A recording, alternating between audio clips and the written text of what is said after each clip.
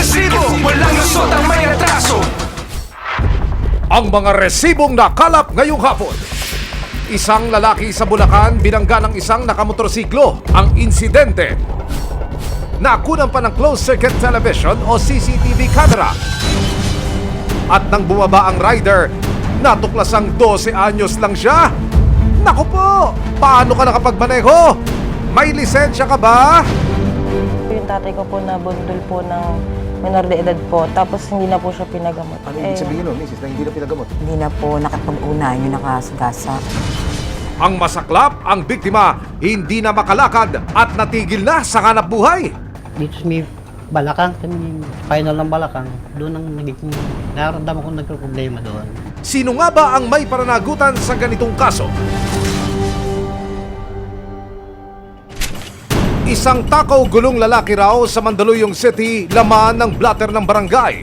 Sangkot sa paranakit sa isang menor de edad, pang-aabuso sa isang kaanak, paggamit ng iligal na droga at pati estafa.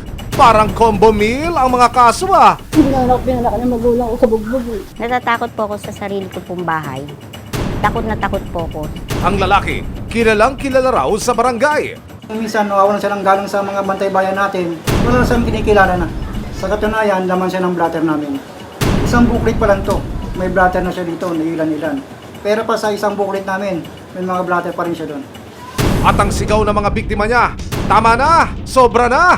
Kaya ang Eastern Police District kasama ang resibo, agad na nagkasa ng operasyon. Time's up na ba para sa suspect? Ano mang reklamo, bibigyan tugon. Bawat hinaing at problema, hahanapan ng solusyon. Ito ang bago ninyong sandigan, hindi palalampasin ng mga tiwali at maling gawi. Dito, walang ligtas ang abusado at lalong walang lusot ang may atraso. Dahil ang lahat, hahanapan natin ang resibo. Magandang hapon, ako po si Emil Sumangil. Caught on cam ang pagbangga ng isang motorcycle rider kay Mang Zosimo. Ang matanda, halos mabaldado. At nang kausapin ang nakabangga, 12 anyos lang pala. Naku po, sino ang dapat managot? Pasado alauna ng hapon ng October 4, 2022, nakuna ng CCTV camera ang isang aksidente sa Pandi, Bulacan. Patawid sa kalsada ang 50 anyos na si Zosimo Angeles. Maya-maya pa, isang motorsiklo ang saktong padaan sa kalsada. Sa bilis ng andar ng motorsiklo, sa pool, si Mang Zosimo. Kuwang-kuwa sa CCTV kung paanong tumilapon si Mang Zosimo matapos bumangga. Ang problema, ang nakasagasa kay Mang Zosimo, menor de edad pala, 12 anyos lang. Ang tanong, paano siya nakapagmaneho ng motorsiklo? Bawal po yan. Nakapanayam ng resibo si Mang Zosimo at ikinuwento ang buong pangyayari. Tapos biyahe tricycle. Ngayon, biyahe ko ng Bunsuran, tapos bumalik akong terminal, nag-park ako. Ngayon, nagbumba ka tricycle, tatawid ako sa abang kalsada. Biglang, wala naman akong sasakyan, tumingin ng kaliwat kan, wala. Pagka nung nasa gitna na ako, biglang tumakbo yung bataan driver. Tapos, ginawa ko, huminto ko sa gitna para may allowance. May lulusot yung bata kaliwat kanan. Ako tinumbok Tapos tinapon.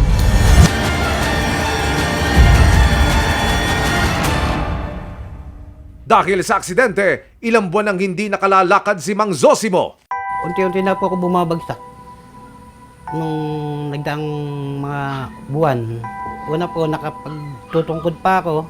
Tingkat at tumitigas yung mga binti ko, tuhod ko. Pag natayo ko ng diretsyo, ayaw na pong baluktot. Pagka bumaluktot, ayaw na pong mayunat ng pusa. Kaya pag pinilit ko, makakatayo ko, pero pabagsak na lang bigla. Ang naramdaman ko sa akin ngayon, yung dito sa may balakang, sa may spinal ng balakang, doon ang nagiging, naramdaman ko nagka-problema doon. Susunod! Dahil natigil sa pamamasada, nawalan din ng perang pampagamot si Mang Zosimo. Ang reklamo ng kanyang kaanak, hindi pinanagutan ng nakabangga ang pagpapa-ospital sa kanilang ama. Ma'am, ano ho ang maipapaglingkod ng programa? Kasi sir po, yung tatay ko po na bundol po ng minor de edad po. Tapos hindi na po siya pinagamot. Ano ibig sabihin nun, Mrs., na hindi na pinagamot? Mula po nung masagasaan yung mister ko, hindi na po nakipag-unahan yung nakasagasa. Bago pa nito, nagkaroon na raw ng kasunduan ng pamilya ni Zosimo at ang pamilya ng batang nakasagasa sa kanya. Ako po kasi yung kasama po ni tatay sa pag-hearing po sa barangay. Since di po siya makaka-attend, ako po yung nag-file po ng blatter. Tapos po, nangako po sila nung unang pagharap na gagastos naman daw po sila. Handa daw po silang gastos ng si tatay. Tapos po, 3 days po na yung pinag-usapan po namin petsa na babalik po si tatay sa ospital para po i-check up po. Kasi po namaga po yung ulo, yung mukha po. Opo. Wala pong kumukontak sa akin kung paano kami makakating ng ospital, kung sino yung gagastos sa ospital. Mahigit 20 taon ng tricycle driver si Mang Zosimo. Ang kinikita niya sa pamamasada ang ginagamit na pangtustos sa mga pangangailangan ng buong pamilya. Kaya naman malaking epekto raw sa kanila ang nangyari kay Mang Zosimo. Mrs., ano ang epekto nito sa pamilya niyo? Alam ko masakit, pero gusto kong malaman, maipabatid natin sa ating mga manonood. Anong epekto nito sa pamilya ninyo? Napakalaki ho na naging epekto kasi may nag-aaral pa po kami dalawa. Hindi na ho siya makapaghanap buhay para matugunan yung obligasyon niya sa mga anak niya, sa amin. Kami ho sa ngayon wala naghahanap buhay dahil na siya nga lang ho talaga ang naghahanap buhay sa amin, ina-aksidente pa. Yung pagkain po namin, pinagtutulong-tulungan lang po ng mga anak namin para po makaraos kami sa araw-araw. O ano nababanggit ni tatay pagka nagkakakwentuhan kayo? Siyempre, sa ganitong estado, alam kong napakasakit niya. Ano po? Sobrang sakit, sir. Kasi po yung tatay ko, nababanggit po sa akin na mayroon daw po na mawala na siya. Pabigat daw po siya sa amin. Hindi ko naman po syempre gusto yung bilang anak. Hanggat may magagawa sana, gusto ko sana na gumaling pa yung tatay ko. Mahirap po talaga sitwasyon. Kasi, unang-una po, wala rin kami hanap buhay. Hindi ako nakapag-hanap buhay.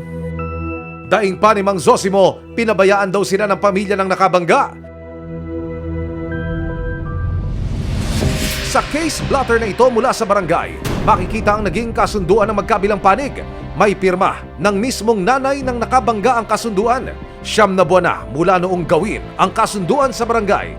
Ilang beses na rin daw na hindi humarap sa barangay ang pamilya ng menor de edad. Kaya si Mang Zosimo at ang kanyang pamilya, desidido na raw na sampakan ng kaso ang mga magulang ng bata. Kasi ayaw naman po na sumuot sa kasunduan eh. Kung kailangan demanda na, demanda na kami. Kasi ang sasabi nila, hindi daw makukulong yung anak niya dahil minor de edad, malalaman na lang po natin. Dito lamang Martes, dahil sa ilang beses na hindi pag-attend ng mga magulang ng bata sa mga hearing sa barangay, nakuha na ni Charmaine ang Certificate to File Action o CFA. Ginang Charmaine Angeles, ito na po yung inyong CFA.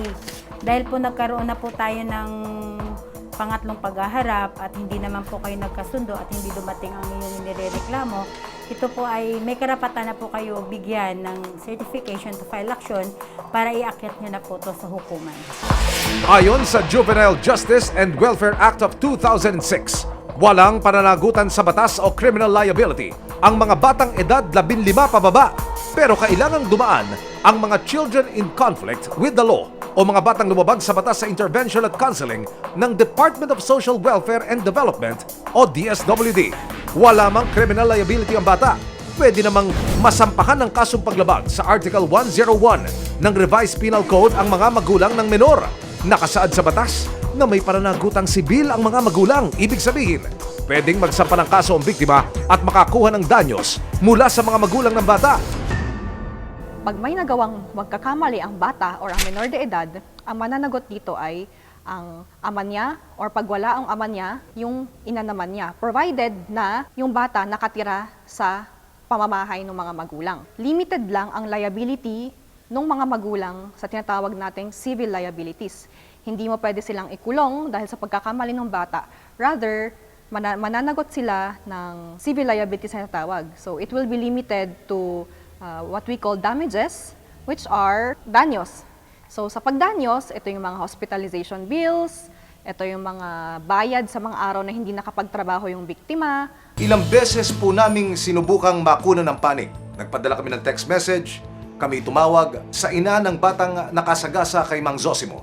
Pero hanggang sa mga sandaling ito'y hindi po siya nagbibigay na anumang pahayag o nagpapaunlak ng panayam sa resibo. Nito lang Huwebes, sinamahan ng resibo si Mang Zosimo sa Public Attorney's Office o PAO para ituloy ang pagsasampa ng reklamo. Menor de edad o underage, ganito ilarawan ang mga wala pa sa tama o hustong gulang. Hindi pa nila kayang magdesisyon sa kanilang sarili. Ibig sabihin, ayon sa batas, ang mga magulang ang may responsibilidad sa bawat kilos o gawain ng anak. Kaya dapat lang na magabayan sila ng tama. Isang takaw gulong lalaki raw sa Mandaluyong City, laman ng blatter ng barangay. Sangkot sa paranakit sa isang menor de edad, pang-aabuso sa isang kaanak, paggamit ng iligal na droga at pati estafa.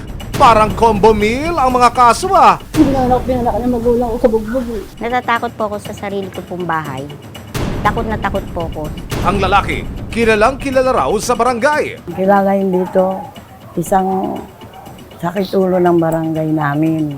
Makulit talaga. Wala sagot pa. Marami talagang record dyan dito sa amin. At saka sa ibang cluster, ibang outpost, mayroon din po. At ang sigaw ng mga biktima niya, tama na, sobra na.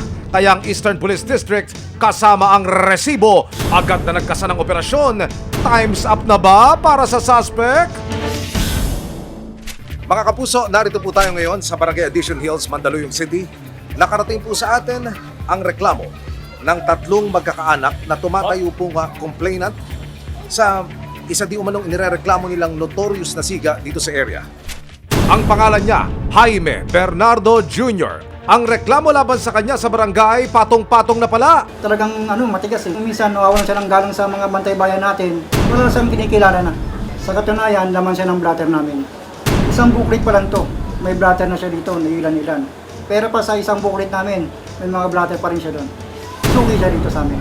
Ang unang sumbong tungkol sa ginawang pananakit daw ni Jaime sa kanyang menor de edad na kapatid. Itatago namin siya sa pangalang Abby. Ang dalagita, binato raw ng kaldero. Aray ko po!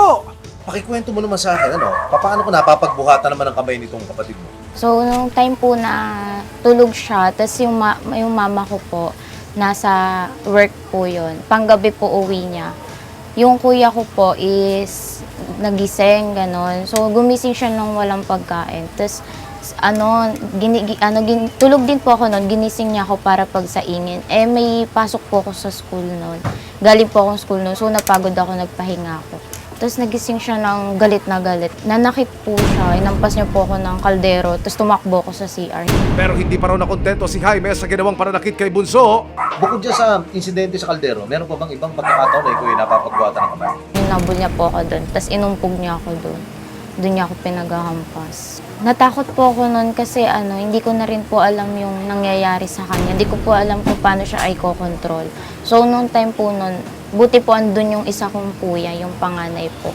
Inawat niya yung kuya ko, tapos hanggang sinaksalan niya na rin po yung kuya ko. Makalipas lang ang ilang buwan, muli na naman daw nakatikim ng hagupit ni Jaime si Abby. Ito po yung pinalo niya sa akin. Ito po yung basag. Malaki po doon. Kaya nagkaroon po talaga ako ng malaking impact nun sa mukha. Kasi pag sumagot pa po ako, lalo niya lang din ako sasaktan. Ano yung pinakamasakol na karanasan na may kikwento mo sa akin? Tinanas mo sa kanya? Nilagnat po ako noon nagsuka po ako. Kaya yung mama ko sinugod niya po ako sa ospital. Anong nakaramdaman mo? Ano gano'ng kasakit ito? Nakakatakot siya. Napapalayo na po yung loob ko sa kanya. Nagkakaroon na po kami ng ilangan. Naiilang na po ako sa kanya. Ang sumunod namang reklamo, isinampa mismo ng sarili niyang ina na si Sonia dahil sa paulit-ulit daw na pananakit sa kanya. Kayo ba'y napapagbuhatan ng kamay ng inyong anak? Nasasaktan po ba kayo ng Minsan pisikal? po nangyari po yun na talagang nasaktan niya po ako talaga na ganun po niya ako ng kamay niya. Oo. Hindi lang po yun, talagang naambahan niya pa ako ng kahoy. Na ako na alam ko po na wala siya sa sarili niya. Aling Sonia, kwento niyo sa akin, anong perwisyo ang dinudulot sa inyo nito? Nakakalimutan na rin po niyang nanay niya ako. Hindi na po siya nakikinig sa akin. Halos natatakot na rin po ako sa loob ng bahay namin dahil pamilya kami na magpapatayan kami sa loob ng bahay. Pero hindi lang pala ang kanyang ina at kapatid ang nakatikim ng kanyang dahas dahil maging ang kanyang kinakasama na si Rosalie nasampal at na flying kick down ni Jaime. Anong may kikwento mo tungkol sa karanasan mo sa kamay nitong asawa mo? Ikaw ba'y napapagbuhatan din ng kamay? Pag nananakit po kasi siya, sobrang sakit talaga. Sasakalitan niya, susuntukin ka niya sa tagulingan. Kasi nakita na naman din ng barangay sa ano. Anong dahilan ho? Anong ugat pagka ganon? Pag ganun kasi sir, siyempre, dulot ng bisyo niya po, tapos wala siyang tulog, kapag ando siya ng pangkain ng anak niya, pag nainit ulo niya, yun, sasaktay niya ako. Ano yung pinaka masahol na dinanas nyo sa kamay ng asawa nyo? Sa pagkakaalala Hindi nyo? ako makabangon. At isang laki ng bukol ko dito, yung pagkakakal niya sa akin, mga pasa ako dito. Yung bukol ho, paano nyo tinamo ito? Puro lahat suntok yun, gamit yung kamay niya. Kasi malaki si Jaime, malaking kamay niya. Kapag ka gano'n, napapagbuhatan kayo ng kamay, ano, hindi ka ba niya nakikilala? O hindi mo ba sinasabing, oh, asawa mo ako? Hindi, sasalita po ako, Ah, siyempre. ano po Sabi sinasabi? ko sa kanya, yung mga katulong ko sa kanya, ganyan, ba't mo ako sinasakta? Mga kapuso, sa dalawang palapag na residential property na ito, nakatira ang inireklamong si Jaime. Ang kanyang pamilya, doon po sa dulong pintuan nakatira. At ayon po mismo sa complainant sa reklamo, sakada siya'y magbabasag ulo o manggugulo. Nadadamay po, pisikal niyang nasasaktan, pati yung mga nakatira sa ikalawang palapag, kung saan naman naninirahan ng kanyang ina, ilang pamangkin at kapatid. Siyempre sir, magsakit kasi hindi naman ako pinanakan ng magulang ko sa bugbog. Pero wala kang magagawa sir kasi may anak kami. Nervous na ako. Tapos lagi ako natatakot na ayoko pong mangyari na kami pong magpapamilya, magpapatayan. Takot na po yung naramdaman ko sa kanya. Baka hindi lang ganun mangyari sa akin. Ano nga ba ang dahilan ng tila pagiging war freak at mapanakit ni Jaime? Ayon sa kanyang inang si Sonia. Kasi po ano po siya, hindi naman po siya yung batang lumaki sa labas ng bahay. Talaga ho, nasa loob lang siya ng bahay. Nung time na natutunan na siya magbisyo, syempre ho, na masakit para sa akin dahil kasi alam ko, dala ng paggamit niya. Hindi ho siya normal. Dumating na nga ho na simula 1 taon hanggang nag-20 years old siya, hindi ho siya taong ganun. Minsan na rin daw nakulong si Jaime dahil sa paggamit at pagbebenta ng droga. Pero noong 2021, pansamantala siyang pinalaya ng korte pero kinakailangan niyang dumalo sa mga hearing tungkol sa kanyang mga kaso. Inakala raw nila noon na magbabagong buhay si Jaime. Pero nagpatuloy lang at lalo pa raw lumala sa pagbibisyo. Hay na hay! Pagka galing niya sa kulungan, nag-iba na ugali niya. Na lalo siya nag-drugs, lalo siyang hindi na siya masaway. Yung para bang siya na yung hari. Nagagalit na siya kahit kanino, lalo sa asawa niya. Para bang wala na siya pakundangan na kaya niyang manon ng tao. Manak na manakit. Dahil sa pagiging agresibo ni Jaime, kinatatakutan na raw siya ng kanyang pamilya. Natatakot po ako sa sarili ko pong bahay. Takot na takot po ako sa aking anak kasi po hindi ko po alam kung ano pong gagawin niya sa amin kapag sa sobrang galit niya makalimot na po sa amin. Ang masakit lang po kasi doon, yung kuya mo po yung inaasahan mo magagabay sa'yo. Pero yung kuya mo po yung nananakit, tsaka doon mo pa makikita yung mali. Hindi na rin daw dumalo sa mga nakatakdang hearing sa korte si Jaime. Pasaway! Dahil dito, naglabas ng warrant of arrest ng Regional Trial Court, Branch 210 ng Mandaluyong City nitong July 18, 2023 para sa kasong paglabag sa Comprehensive Dangerous Drugs Act of 2002. Agad ikinasa ng Eastern Police District ang isang operasyon pero hindi naging madali ang paghahanap dahil ang suspect nagpapalit-palit daw ng pangalan sa social media. Ang isa niyang account gamit ang tunay na pangalan pero walang profile picture. Ang isa naman may profile picture pero iba ang pangalan. Ang gulo! Sino ka ba talaga dyan, kuya? Pero ang hindi na itago ni Jaime, ang kanyang tato sa dibdib. Ito po yung nakuha naming Facebook account ng subject natin. Dito po namin na-validate na yung picture na hawak namin. Siya po talaga dahil po ito pong palatandaan po namin. Ito pong tattoo niya sa dibdib. Bali, dito po yung naging standby area namin sa outpost. Tapos nun, nagantay po kami ng 3 hours. Baka sakali na uuwi yung subject namin. Yun nga po, siguro mga 3 hours kaming, habang nag-aantay kami ng ganong oras, hindi umuwi. Nagbaka sakali po kami sa iskinita rito. Pero hindi nila agad nakita ang suspect. Hanggang sa nagdesisyon silang mag-ikot na sa mga eskinita.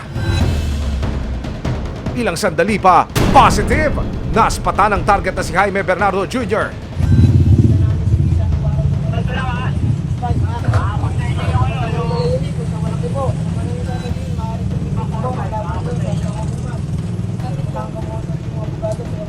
Hindi po kalayuan sa bahay nila. Ito po yung iskinita kung saan namin na-arresto yung subject person natin. Sinubukan po namin na ikutin yung mga iskinita para mahanap yung subject natin. Yun nga po, sinuwerte kami na madaanan namin dito sa iskinita na to.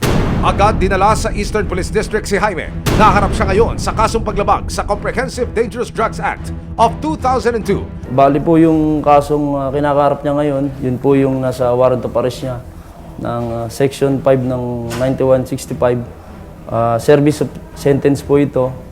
Kumbaga po, hindi po siya basta makakalaya rito sa kasong ito.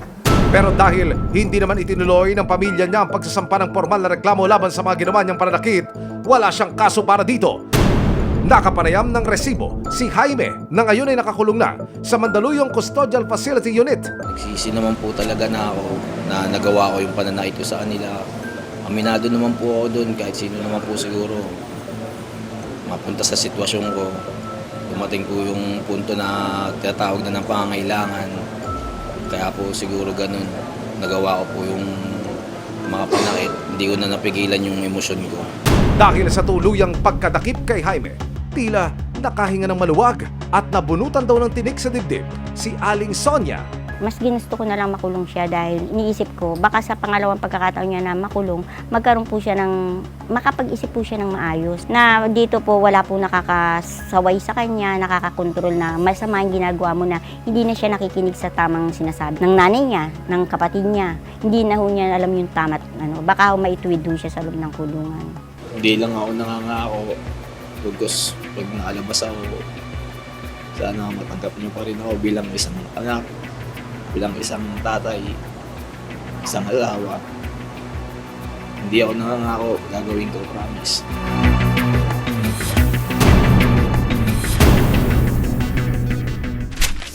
Walang lusot ang may atraso. Ipagtanggol ang api, iwaksi ang tiwali.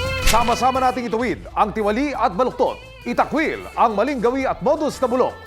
Walang ligtas ang abusado at lalong walang lusot ang may atraso. Dahil ang lahat, hahanapan natin ng resibo. Hanggang sa muli, ako po si Emil Sumangit. May tugon! Ang reklamo